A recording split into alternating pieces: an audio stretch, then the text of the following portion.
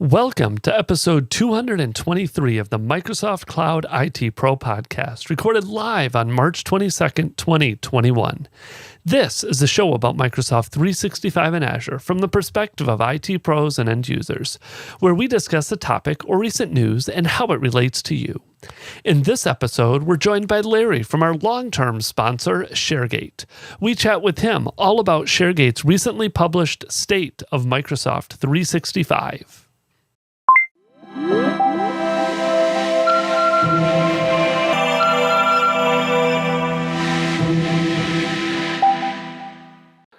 All right, Scott, it's another Friday.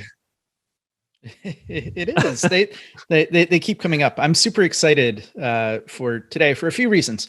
We have a guest on the show, and Florida is opening up vaccinations. So I'm going to go get my shot in my arm and probably spend the week shivering in bed, like the weekend.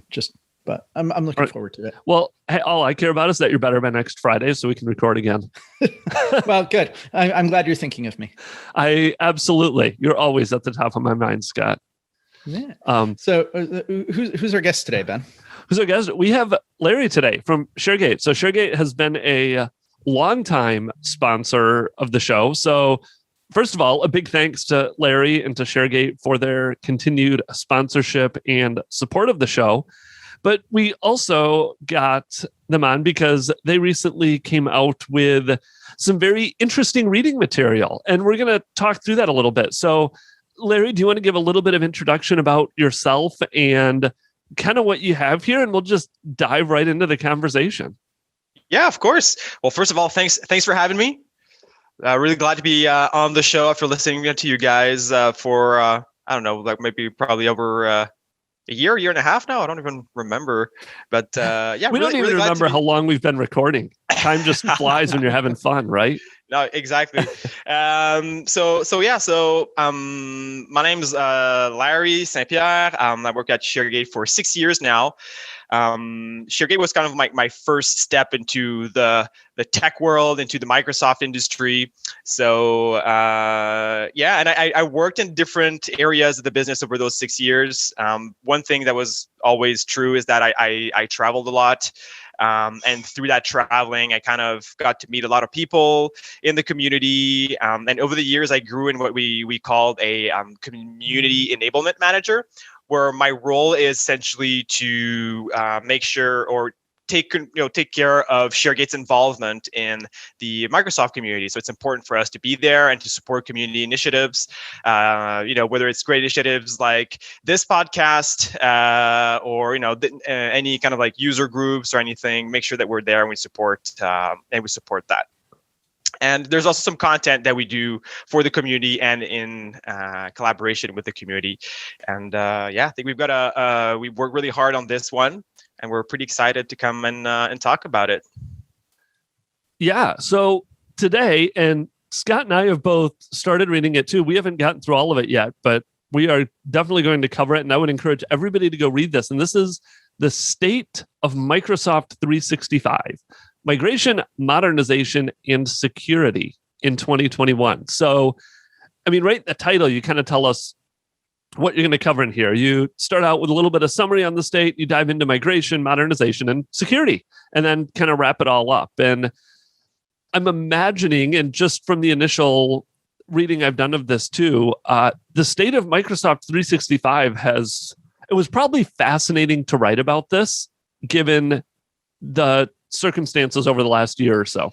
Yeah, and that's really what sparked the idea, right? So it's not a surprise to anyone. 2020 was a very disruptive year for everyone, and it affected users and how they use the platform. And like Satya said, it was like a 2 years worth of digital transformation in like 2 months. So it was important for us, and we know it's important for a lot of people to kind of like stay up to date with that.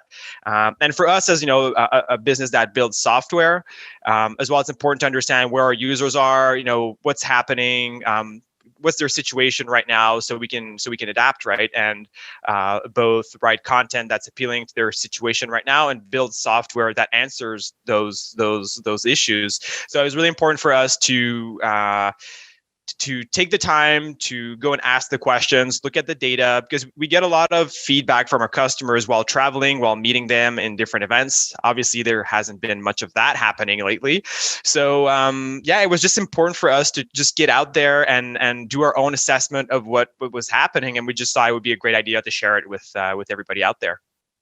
All right. So kind of to start with, because this is always everyone's question, right? Is how did you come up with the data for the report? Yeah. Because everybody wants to know. it was a lot of work, but we think it was well worth it.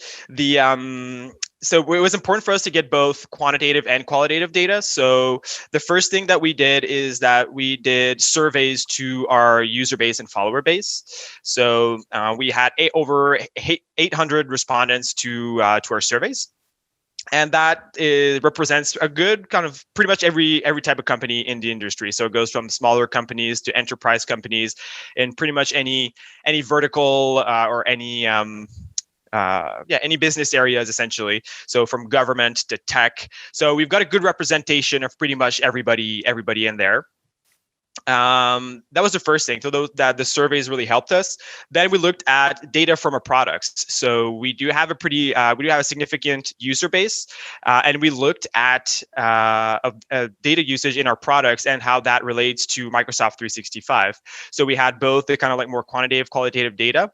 And then the last thing that we did were interview with industry experts. So kind of try to cross-reference what we're seeing in the data and what they were seeing on the field. So they were all, most of them were consultants working with many different customers.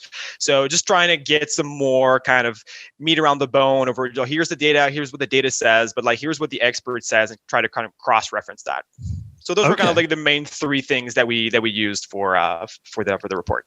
Got it. Very cool. And then out of that, I'm guessing there were probably certain things that just jumped out at you right away out of that report, or some of that, or any highlights from gathering that data, that initial data analysis that kind of cover all of this at that broader spectrum of those highlights of different things that you may have seen.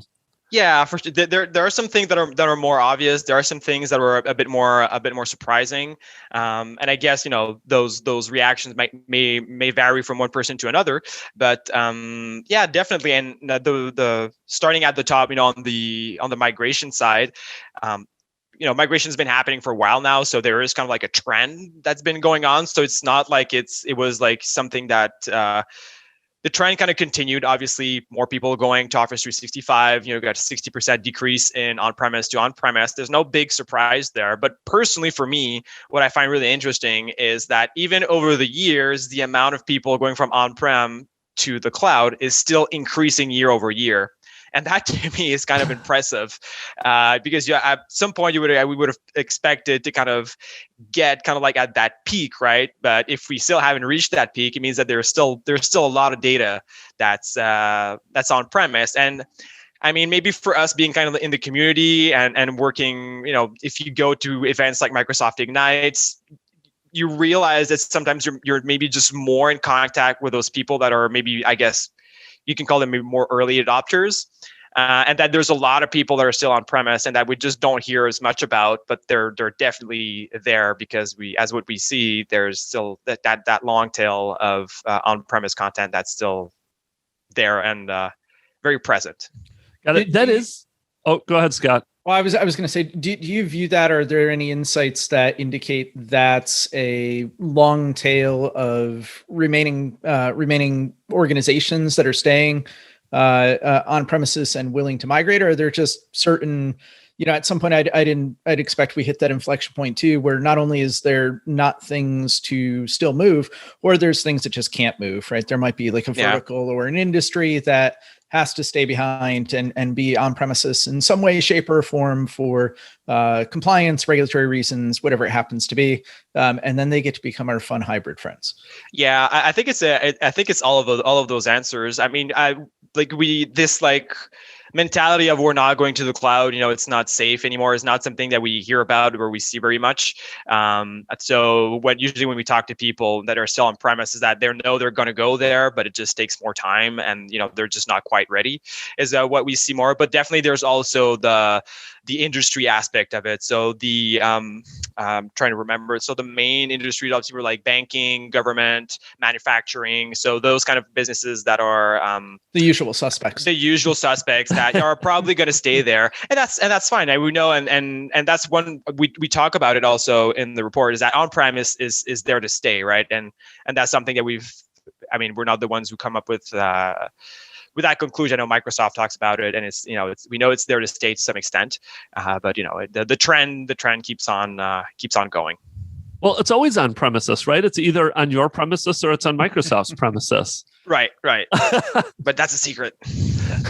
Oh, let's not be too pedantic now. Yeah, that is fascinating to me that you do continue to see it continue to go year over year. And did you see? So is it a fairly linear? Like, is it every year it's doubling, or every year it's kind of going up by a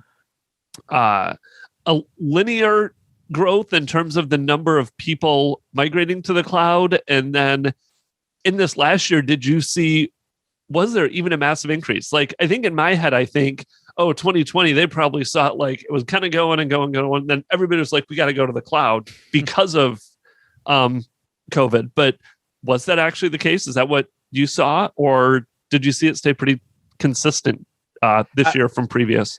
Yeah, even with the with what happened with COVID and the rush to go to the cloud, I think it's still somewhat stayed linear, because what we saw from the data as well is that the companies that were most impacted or that really changed their schedules were the ones that already had something on the roadmap. So people were thinking about going in like 1 to 2 years, didn't necessarily just like start a migration project from scratch.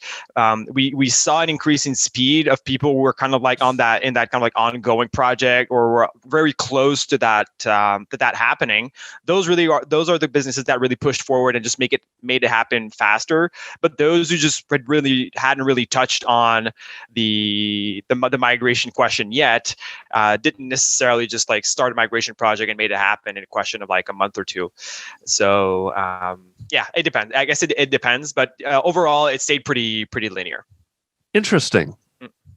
One thing that increased, though, was cloud-to-cloud migration. So that's something that again, throughout the years, we're seeing more and more of it. So whether it's mergers and acquisitions, or just like companies with multiple tenants, or just companies that are reorganizing their tenant, right? And we saw a lot of that, and we think that it's a testament to this kind of lift and shift mentality that happened throughout the year because people were rushed in the cloud.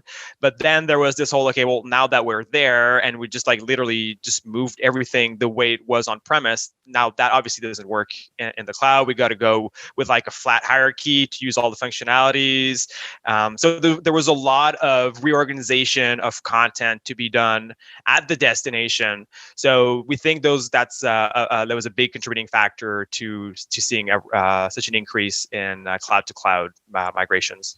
Got it. So you saw more of that this year because, like you said, there were some companies that were maybe on a 1 or a 2 year plan that were planning to reorganize as they went to the cloud, or do it gradually over 2 years. Then all of a sudden they decided, let's just do it all at once. And then maybe we gradually reorganize over the next year or two now that we're in the cloud. Yeah, exactly. That's what we try to promote, is like when you're migrating, that's the perfect moment to just like reorganize your content, leave some stuff behind and, plan accordingly. But unfortunately, a lot of businesses didn't have that luxury of doing all that planning and taking their time and putting the stuff exactly at the right place. There was a lot of, it seemed there was a lot of, just pushing forward and just making it happen. And then we'll deal with that later. Do you see that those migrations or that potential growth tends to target certain areas? Like, even if a customer isn't going to fundamentally reorganize, are they taking their content from, say, on-premises SharePoint and moving those into Teams connected SharePoint sites, like group connected sites? Or are they just going, it's SharePoint, let's keep it in SharePoint, and they're kind of living under that mentality.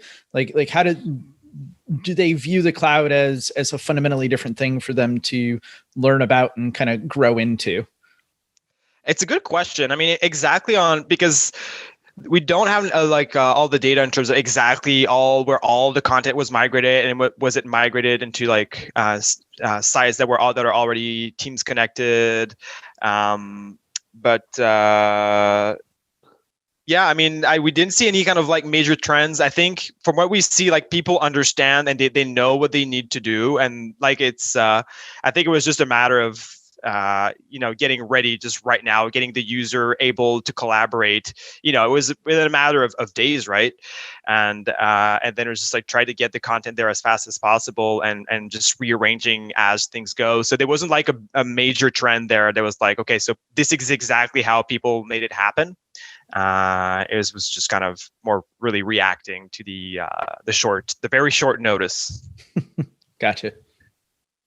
Yeah, the whole cloud to cloud migration, and that continued to always interest me too, and why companies are doing it. Now, I've done a few of them, and for me, I tend to see a lot of the mergers and acquisitions. Someone buys a company that already has Office 365, and now they have to merge those together. And the conversation. So, just to ask you a little bit about ShareGate, because one of the things that I always run into with those that seems to be the biggest challenge is Teams conversations migrations. The files. I come from a SharePoint background, so I'm comfortable with SharePoint, Exchange mailboxes. Those have been around forever. But Teams conversation migrations or Teams conversations are relatively new. Are you seeing that as a big deal too with these migrations, and something that you guys can help with ShareGate is these mergers and acquisitions want to keep those conversations when they bring these two tenants together? Yeah, we definitely saw a huge interest for that. Unfortunately, throughout our telemetry, we don't have that much data to compare because the feature was launched in May. So it's not that we can go back to 2019 and compare if there was a huge increase, but definitely we've got a few numbers on that on the report. And just by the adoption of those functionalities, we saw that there was a really, really big need for that. And definitely conversations are a part of that, because obviously, migrating the SharePoint behind is one thing, but like you said, the conversation is something completely different, and that is important for companies. And I think a lot of people were waiting for that. And for a lot of customers that already had their ShareGate license, just have that kind of be included as a surprise, but I think was a big a big relief for a lot of people. We got a lot of love and a lot of comments on that one. Yeah, a lot of people were looking forward to that. Exactly. Yep. Yeah, but yeah, for sure. The 144% in cloud to cloud migration that we saw, I think Teams definitely played a big role in that. So, and I think we saw when there was a migration, or at the very beginning, we saw that there was throughout our users, there was a 21% increase in group creation. So you saw that people just at the very beginning really leaned into the technology to really support their day-to-day, really started using all those workloads. Obviously, groups, we know they can be created in many, many different ways. But so we saw that there was a really big need for that. And then we saw that there was an increase in 60% in unused groups that we qualify by being untouched for 90 days. So definitely you saw that there was that kind of big boom, we got to use the technology. We don't really know how. And that's when people kind of okay, so this team's not at the right place. This group's not at the right place. And we need to kind of rearrange, this kind of big boom that happened at the very beginning of the pandemic. Yeah, there's probably a bunch of things that happen along the way there. That could be anything from we didn't have time to train our users, so they're just going and clicking buttons because exactly for better or worse, Teams as a product is something that you need. I fundamentally believe you need to do all up user adoption campaigns around. Yeah. You can't just hand somebody a couple links and say, here, go read the support article and you'll know how it works. So you've got a lot of that. And then I also would have to think some of this is just operationally driven. So coming out the other side and saying, okay, we just migrated a bunch of data, a bunch of users, a bunch of conversations, whatever the context or that business process that moved was. Now, did the business process change and do we have to change along the way with it? Or like you said, I just created 21% more team sites in my tenant. What does that mean? Do I have a handle on it? And can I figure out what's going on there and actually continue to operate in the cloud, maybe in a manner that's better, hopefully better than I was operating on-prem? Yeah. And touching on that training aspect that you mentioned, Scott, the one thing that I found interesting was that 57% of survey respondents said that they had sufficient time to train users on new tools and processes, but then only 19% said that they had official training and training material available for teams. So that makes us think, like, is there a little blind spot there? Like, are a lot of companies seeing Teams as just kind of like this chat and this new Skype essentially for you to do your meetings? Which it does, but there's a lot more to it, right? So, like, what happens when you create a team? What happens when you create, private channels, external sharing? How does that work exactly? And while training on how to do a meeting is not super critical, I mean, some people they'll get, they'll understand it, or a colleague can guide them on and just kind of how to do it. We just need to teach everybody about the mute button, and then we're good. Exactly. But then we still keep forgetting it about ourselves, but that's another story. But so there's those security aspects, and generating all those new resources, and what's happening under the hood that users don't know, exactly how that works, and there should be training for that. And we see a little gap there. And what people, a lot of people think they're good, but there is very little training happening. So we're expecting that there is maybe a few little blind spots there. Yeah. So going back to one of your points there that I'm curious about, if you got any data about it, because it's something I've seen as well, is that whole concept of what are people actually using Teams for? Like, are they literally just spinning it up for conversations and meetings, or are they using it for files? Are companies even creating teams and channels, or again, are they literally just using it for meetings and meetings and chat conversations? Because I've had conversations with a couple people about it, and I am surprised at the number of people I've talked to that don't use channels and teams at all. They're just doing chat meetings in it. So I'm curious if your company looked at that at all, or if you have any further insight than that handful of people I've talked to. No, it's a good question. We didn't really dive into like exactly how the end users like use Teams and the different functionalities within Teams, but we kind of stayed more on kind of like the IT professional and the IT admin side of the question. One thing, obviously, one thing that we surveyed was, and I found interesting, is that what was the reason for companies to move to a more modern approach? And when we say modern, kind of like adopting just modern way of working, modern infrastructure, and whatnot. And obviously, Teams was the first, the number one spot with, I think, was roughly 40%, but then followed by a more seamless integration with Power Platform, which I thought was interesting.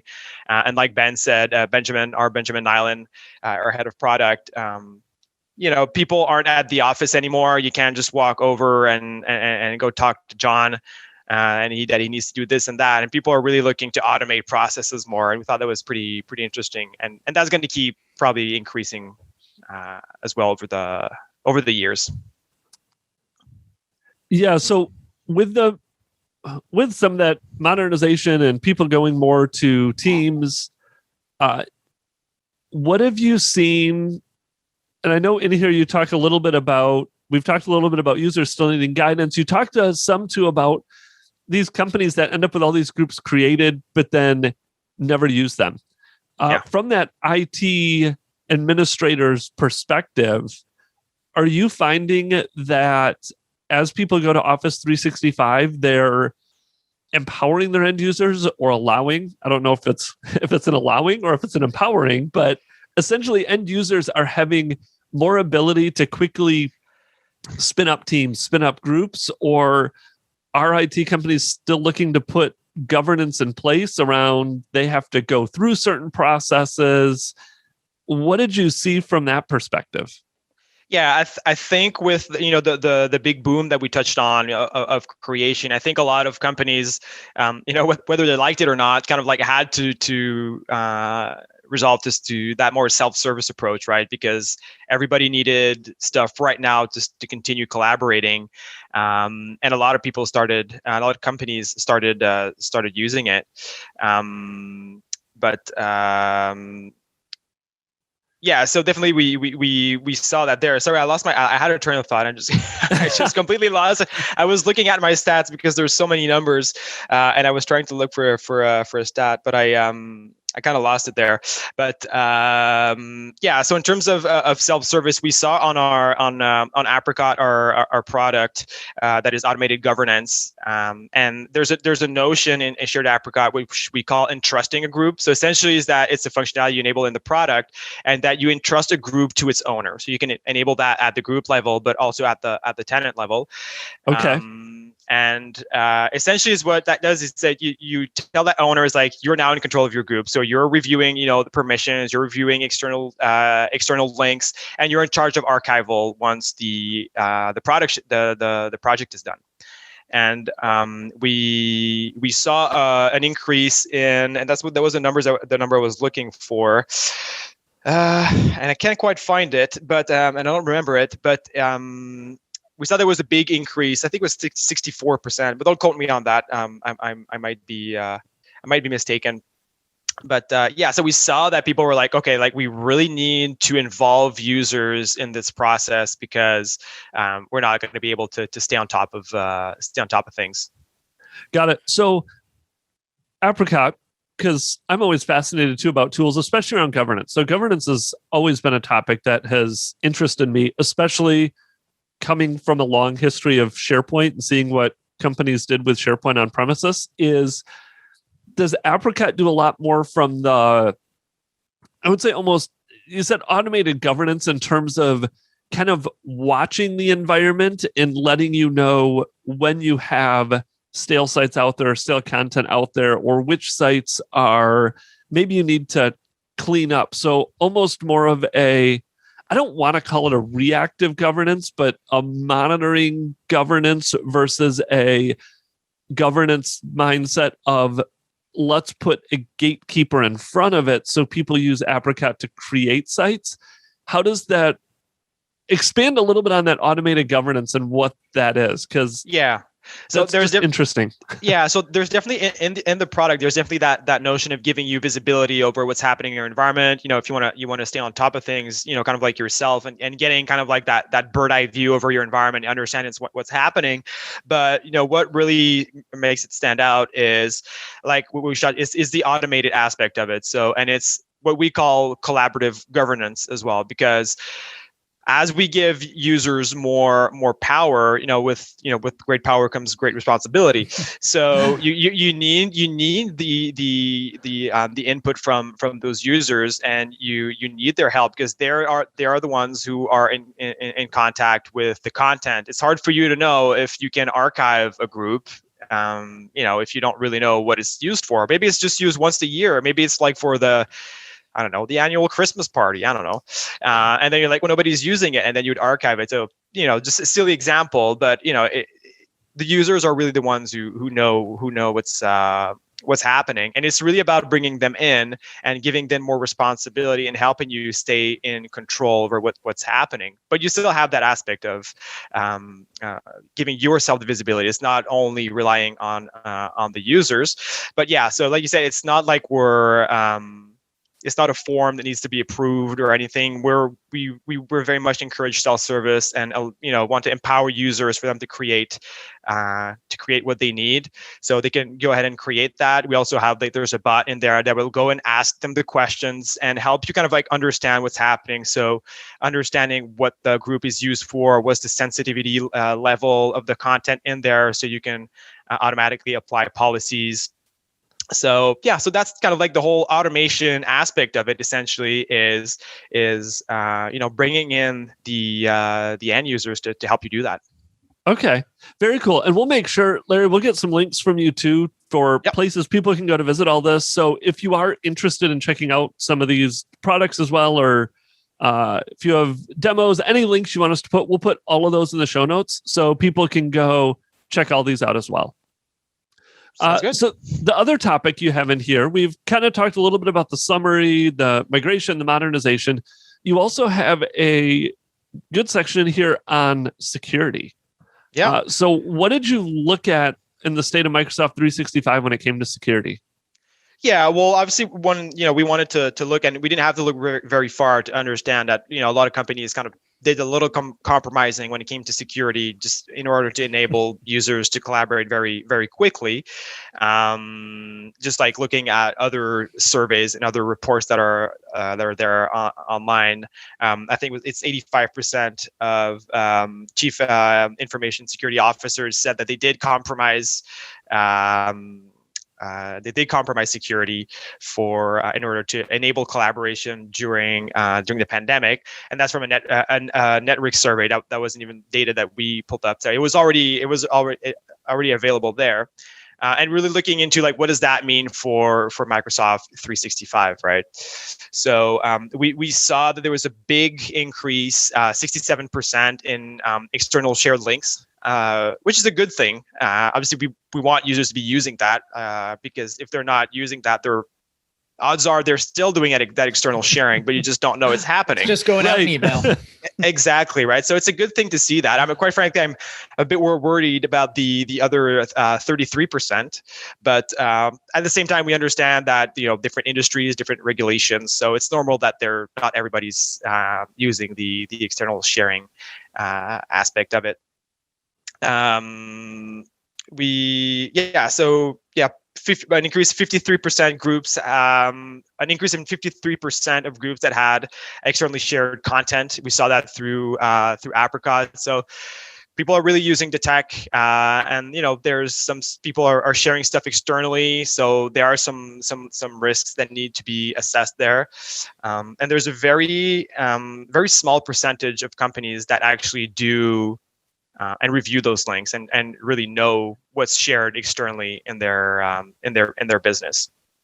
Do you see that organizations are able to figure out some of these settings operationally? Like I would think a lot of it is, if you were fast tracked into Microsoft 365 or Office 365 and you hadn't been there already and you hadn't been keeping up with it, there's just a lot of knobs and levers that you don't know that are available to you to kind of twist and turn, right? External sharing. Do I allow it to be shared with anyone? Do I share with verification codes? Do I lockdown sharing where it can only be, users in my organization? Like those are all things you can do, but you might not know that you could do depending on your environment and what you have purview to in the various admin centers. Yeah, no, for sure. For me, like when I see that 25% of people don't require a sign-in with external shared content, I maybe rings a bell. It was like, okay, well, maybe some people didn't see that, like you said, that knob there. There's a lot of stuff that people need to figure out, and we think people are doing it right now, but we think it's going to take time for people to do that. For instance, I think it's only 24% of companies have any, sort of data classification policy or scheme. And with, obviously people are slowly moving to the cloud. Some people were rushed there, and we think those are going to be kind of like the next big things coming up. And talking to in interviews, both our industry expert interviews with Joanne Klein and Jasper Oosterveld, they said that compliance and classification will be big things because as people are using those kind of like self-service functionalities, that content is going out there. You need to know what that content is, and if you're not using any sort of classification, you're essentially putting that blanket statement over all your content that all content is created equal. And that's not true, right? Because you want to enable those users to share content as much as possible, but you want to stay in control. You need those guardrails, and classification is going to be, we think it's going to be a big thing. And people just didn't seem to have the time to get to that just yet. Yeah, it's interesting. I was just kind of skimming through some of the security numbers here on. It feels like you said, that we're kind of in that in-between state where people have recognized SharePoint. They've recognized the ability to put files up there, to share the links up there, to use that for collaboration, but haven't quite reached the point of, okay, what can we now do to actually make sure it's protected? Like, you look at those classification labels that you talked about. I was also noticed in there the percentage of people that have some type of audit in place to actually track external sharing links, and that is probably a little bit lower than maybe I would have expected, or probably lower than it should be, considering some of these external links could be out there for a while, and there are the tools out there to help review them and help monitor. So it'll be interesting, especially if you do this again next year, to see if that number has increased in terms of what people are doing to actually protect their content now that they're starting to share it more from Office 365.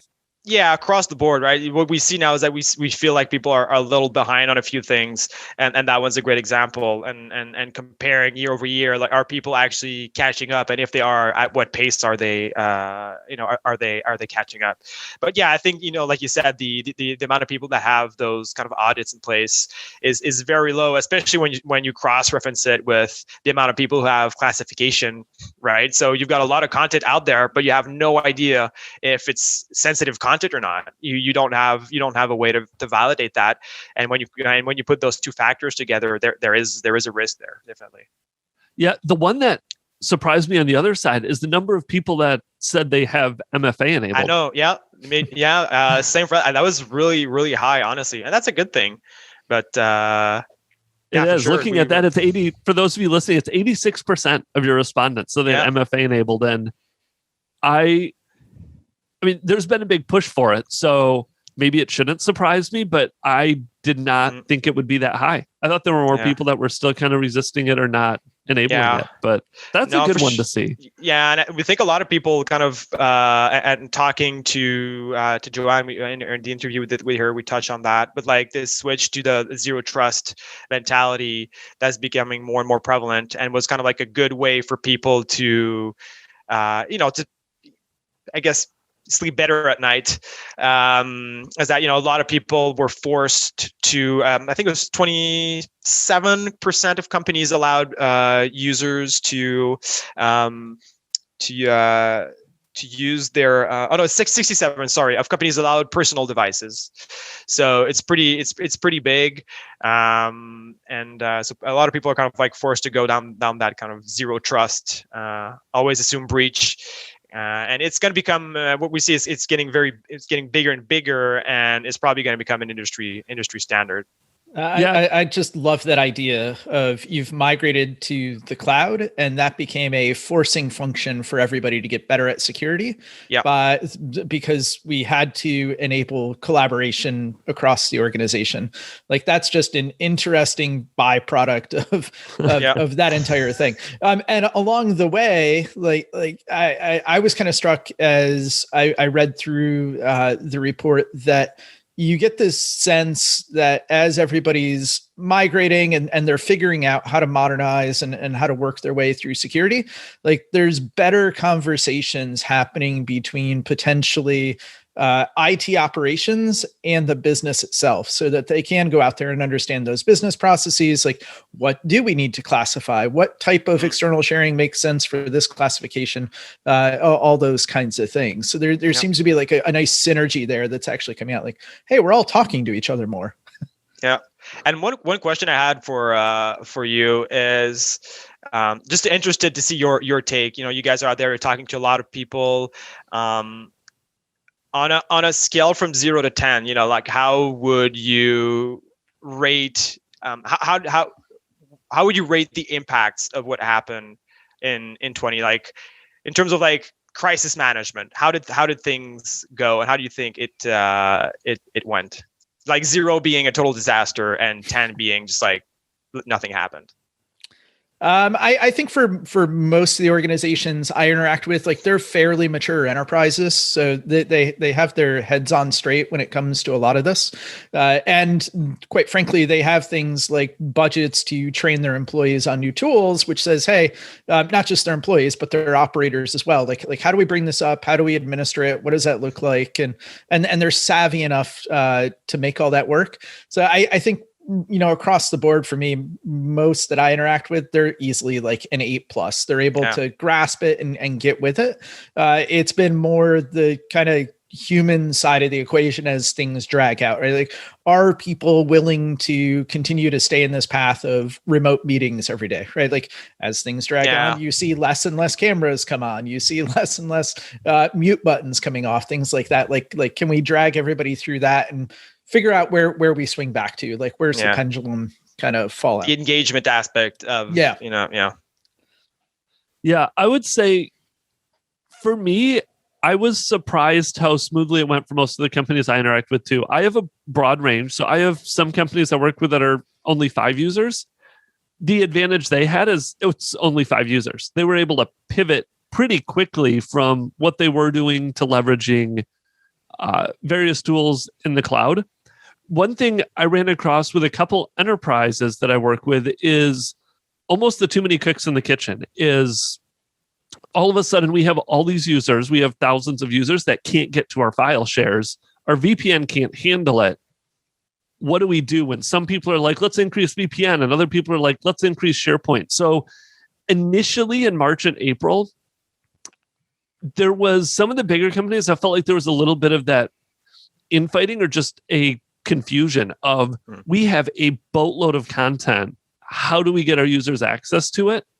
And not like, what's going to be the fastest thing to migrate to? What's going to be the fastest solution? And there was maybe 2 or 3 weeks of that where it was just a little bit of mass confusion, I felt like, in terms of how do we get where we need to be. Once they got over that initial hurdle, I felt like it went really smooth. Like, it was mass confusion. Once they figured it out, I feel like across the board, all of them I worked with from small to big, the transition was a lot smoother than I think I thought it would be. Yeah, same. But that's why I was asking the question, right? So it feels like we did avoid like the crisis there, I think. Well, I mean, and not to say that there wasn't a lot of hard work put in by a lot of people, right? So obviously, I think people had some very long weeks and worked really hard to make it happen. But in terms of like the impacts at the end, I think it speaks to the platform's readiness to kind of support all that and that shift to distributor. Like, can you imagine if that happened like 10 years ago? It would not have been the same thing. Yeah, I completely agree. I think the technology wasn't there 10 years ago. The other thing I think is you're starting to see more and more people that, I mean, people Scott and I's age, that we grew up with technology. So there's a little bit more of that comfort with technology for more people in the workforce than maybe there would have been 10 years ago. And I think that helped a little bit. There were a lot of people that are used to, whether it be Facebook Messenger or Snapchat or these different modern communication solutions, that I think that also has helped to make that transition a little bit smoother. Definitely. Yeah, for sure. So anything else? We're coming up on probably wrap it up here. Any other highlights, either about ShareGate you want to share with people, about the products you're working on, what's coming, or any other conclusions, summaries, highlights that you found in the state of Microsoft 365? Anything you want to wrap up with that you want to tell everybody that we haven't asked you? No, I mean, in terms of like the highlights, I mean, there's a lot of stuff in there. Just, don't want to spoil everything, but yeah, I mean, the report's very, very thorough. There's a lot of stuff in there, but as much as you can just go ahead and read through it. from top to bottom. We also split in, so it's very easy to navigate through kind of the index that's always there on the side. So you can jump to the areas that are important to you. So even if it's like very heavy in terms of content, don't feel like you need to go through every, it's not meant to be only read from top to bottom, so you can just go to what really interests you. So that's one thing. But yeah, in terms of products, maybe just a little reminder of what we do. Don't want to get too much into a product pitch, but if you need help with any kind of SharePoint migration, Teams migration, we're definitely there for you. And anything that has to do with Office 365 and Teams governance. So if you are part of those people who are kind of like pushed and rushed to the cloud, and now you're looking at like, okay, well, how do we get this under control? Definitely just look us up, and we'll be happy to help you with that and make it as easy as possible for you guys. All right. Well, thanks, Larry. And again, we'll get a bunch of links from you. We'll put all those in the show notes. If people are on the mailing list, they'll get all those links in the mailing list so they can go check those out. And definitely go sign up and read the State of Microsoft 365. There's a lot of good information in there and helps you think through a lot of things. And, well, what am I doing? And are there things that I should do differently as well? So appreciate it, Larry. Thanks for joining us today and for thanks for having talking through this. Yeah. Hey, anytime. It's fun. We'll have to do it. Maybe we'll have to make it an annual thing. Are you going to keep coming out with these now every? Have you done this before? Is this the first time? No, that's the first. Like really, like the change brought by the pandemic kind of like really pushed us to do it. But if people like it and we've got a good reception, definitely, I don't see why we wouldn't make this an annual. And now it's going to be fun, right? Because we're going to be able to go back to the previous years and really compare those different reports year over year. But yeah, hopefully, right. 2021 versus 2022 will be a fun one to see. Yeah, definitely. Yes. We'll have to do this like an annual State of Microsoft 365. We get on and talk about your report every year too. That'd be fun. That'd be great. All right. Well, thanks again, Larry. Go enjoy your weekend. Don't work too hard, and we'll talk to you again later. All right. Thanks, guys.